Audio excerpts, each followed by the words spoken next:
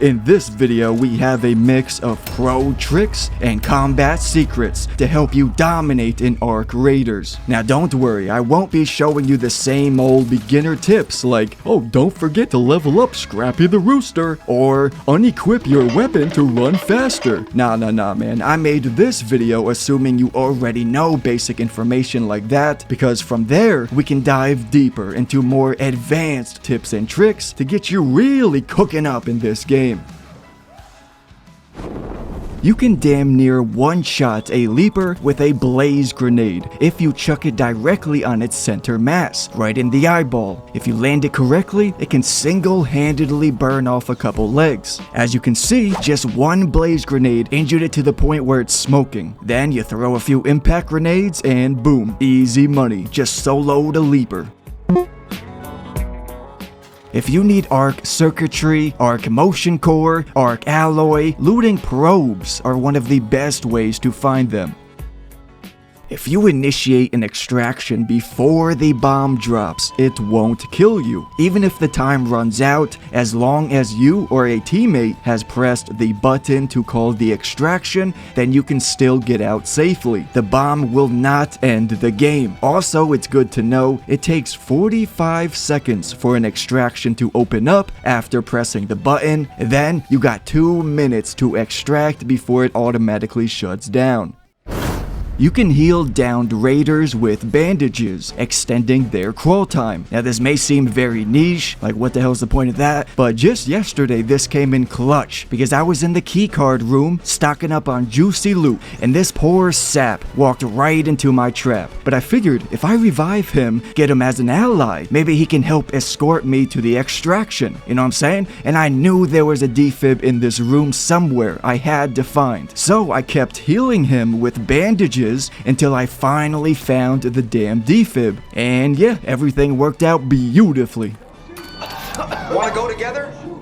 Keep in mind, your safe pockets aren't solely for extracting valuable items. They are also great for bringing vital gear into a raid. For example, it is quite efficient to carry a couple of shield chargers in your quick slots, and then store an extra 1 or 2 shields in your safe pocket. That way, if you get instantly smoked 10 seconds into the match, at least you're not losing all your shields. 1 or 2 will still be safe.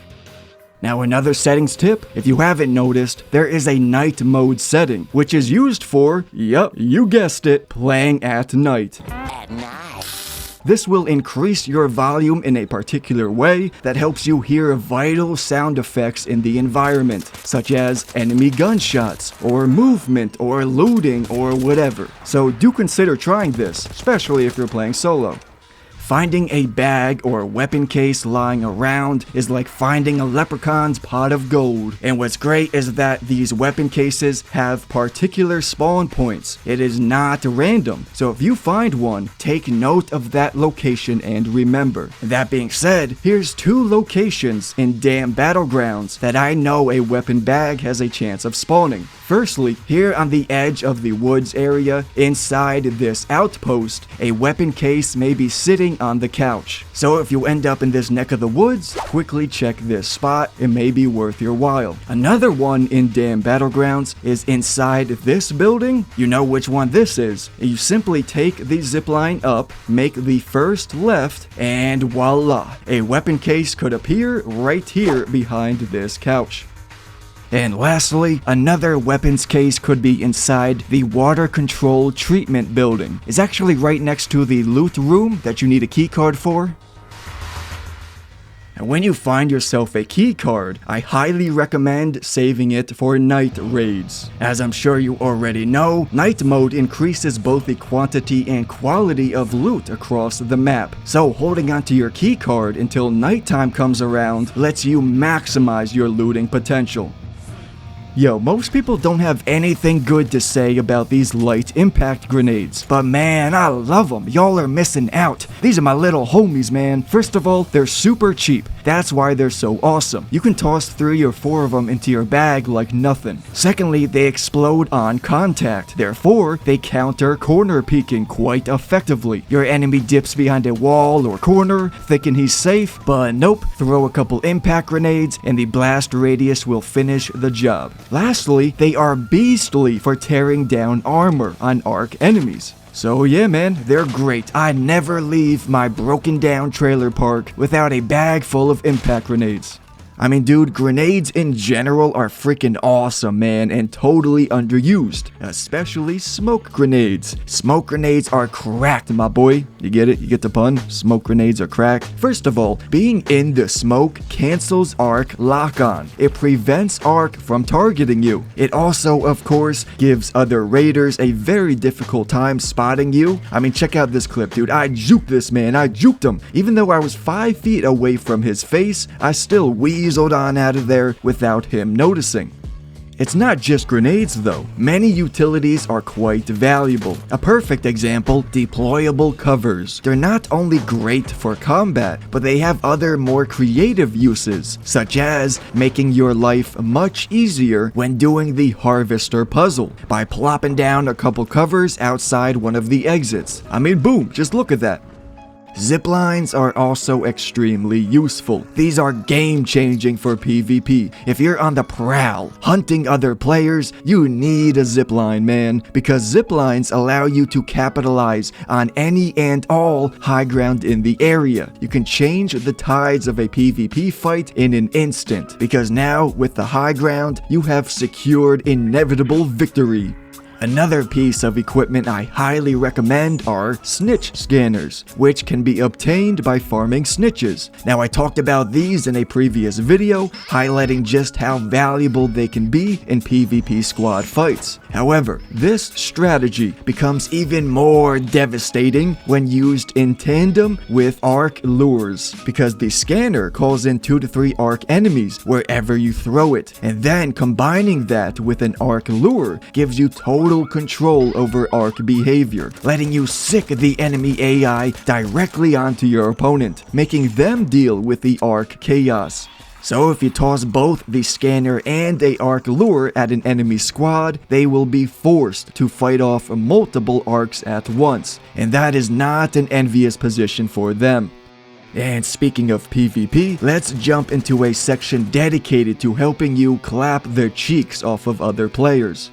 So there's this one particular diabolical scumbag technique used by the lowest of the lows for camping extraction points. These scumbag-aronis will throw C4 on the elevator button and or drop a mine right nearby the button. Now of course you can't see the mine, but if you're not paying attention, you're not being cautious, you may not notice it as you run up, and then boom, you're dead. You were just trying to make it home for dinner, but instead you receive a full-on schmoggling straight to the face. Now I understand by showcasing this, I'm potentially teaching more scumbag-aronis to use this technique. However, I'm still showing everyone so y'all can be aware of it and look out for this.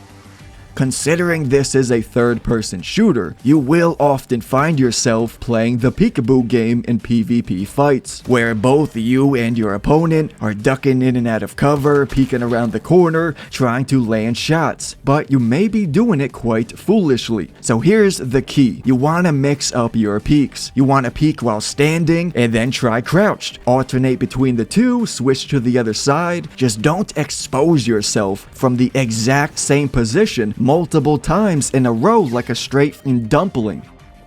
Here's a general tip. When playing solo, slow the hell down. Listen. When running with a squad, you're sprinting around thinking you're the big boys, you're the big dogs on the block, you know what I'm saying? You don't take out anyone. But if you then jump into a solo match and try to play the same way, you are going to get schmoggled. Nah man, when you're solo, you've got to take it slow. Now there's an actual objective reason for this, so let me explain. As far as I understand, about 15 to 18 players spawns into a match when it starts. Well, if those are all solo players, then there's a high chance of engaging another raider from the front, the side, from behind. There's a good chance of being ambushed from any angle. However, during squads, y'all spawn together, which means less opportunity to engage with other squads unwillingly or unknowingly. So yeah, slowing down will increase your survivability when solo, possibly saving you from a sweaty solo player camping in a back room trying to blow your nuts off with a shotgun.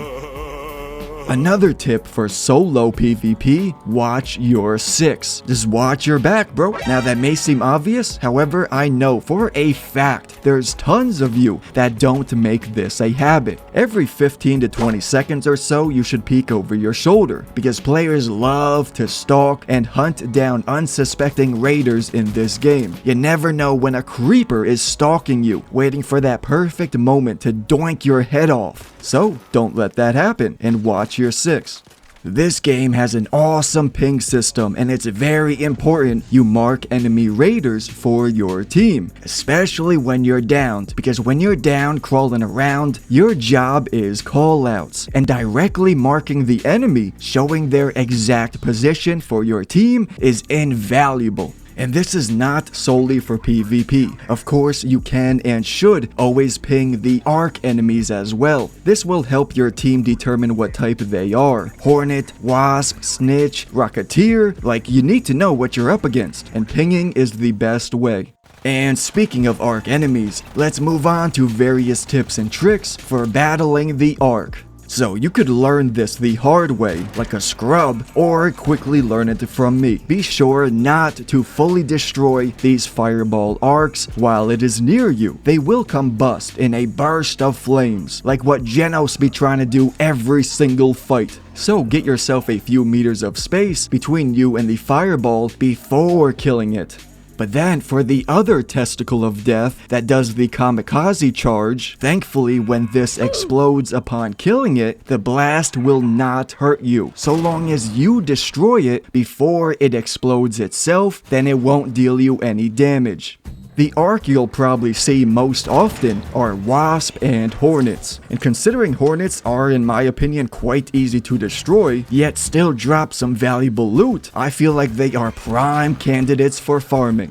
Now listen, there's another specific arc enemy worth discussing in regards to looting and farming, the Bombardier Bastion. So if you find a Bombardier, you can easily farm up a ton of money early in the game. See, these Bombardier dudes spit out these drones, or surveyors, alright? And that's how he locks onto you with his missiles. These are very similar to snitches, except they don't drop snitch scanners. No sir. These drones will drop spotter relays, and these bad boys are very valuable to sell. Mine were worth 5,000 spankaroonies each. Now that wouldn't be too crazy if you could only retrieve one or two, but the thing is, you can farm these surveyors for their valuable spotter relays over and over, because the Bombardier will continue to spit these guys out until you destroy it. So as far as I can tell, you can farm these spotter relays for the entire match if you want, and end up selling them for a whopping 30, 40, 50 grand in total. That is nutty, man, nutty, especially for early game.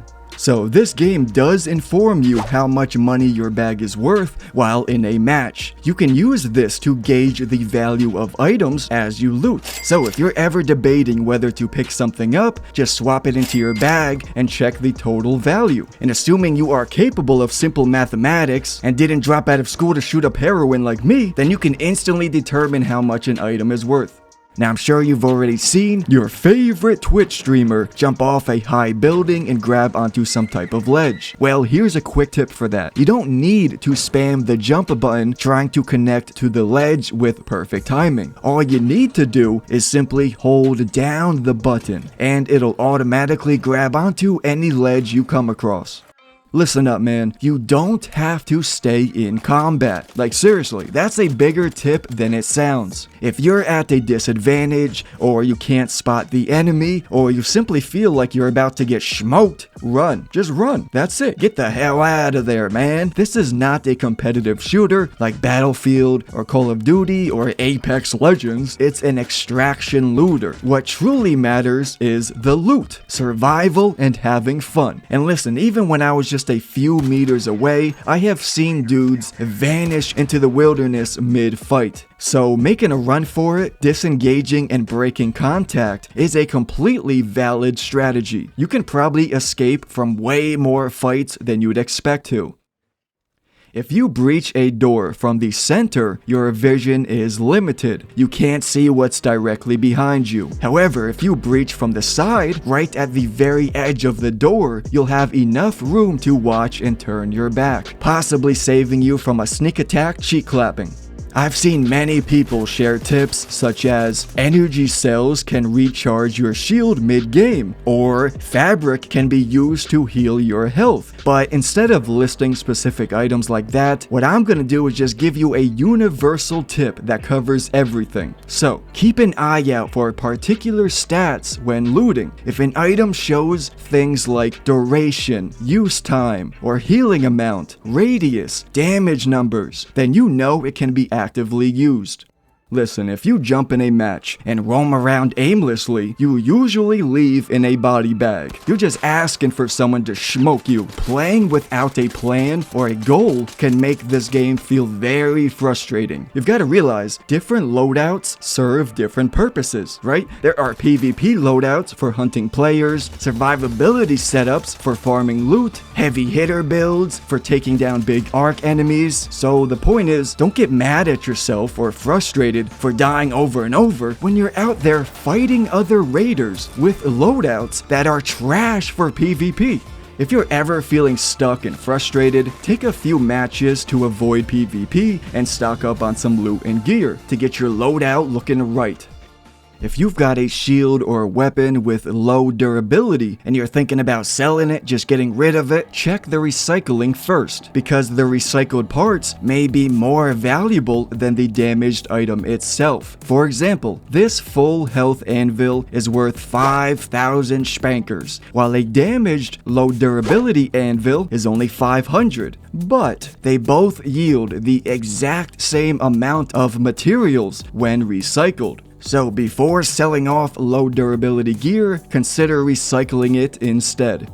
Be aware, bullet velocity is quite significant in this game, especially for long-range fights. Take the anvil for example. In previous tech tests, it was godly, pounding dudes up close harder than Batman in this picture, while still being just as deadly as my ex-wife's morning breath while shooting from far range, from a distance. So to balance that, the developers didn't touch the damage, nah, they lowered its bullet velocity. Genius, man, genius, because that effectively reduced its range. Guns in this game are not hit scan, it's real projectiles, right? And lower velocity means slower bullets, which means you'll have to lead your shots, lead your target much more compared to a proper long-range weapon like the Pharaoh. In this clip right here, you're watching me miss every damn shot because I got used to using the Pharaoh, a much faster velocity gun. Then when I swapped to the anvil, it caused me to miss my shots until I adjusted. Or maybe I'm just doo-doo dog water hot trash. But yeah, the main reason for discussing velocity is because the anvil is such a popular weapon, so understanding all this will prove to be very useful information.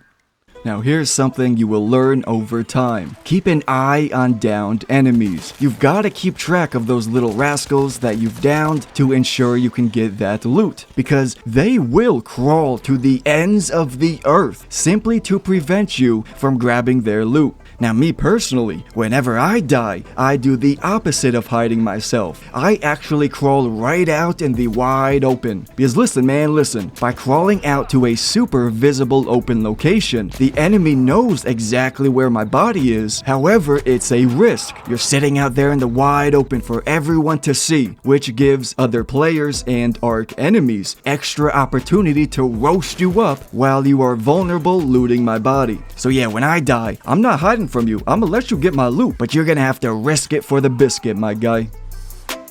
Here's a simple but very important habit to have. Always close doors behind you. When traversing through buildings, get in the habit of closing doors. Hearing another player open that door may end up saving your life. Which reminds me, wear headphones. God damn it, bro. That may seem like the dumbest shit ever, but I swear y'all be playing on the living room TV with no sound on. Because I have snuck up on players without being noticed when they 1000% should have heard me way too many times, man. Way too many times.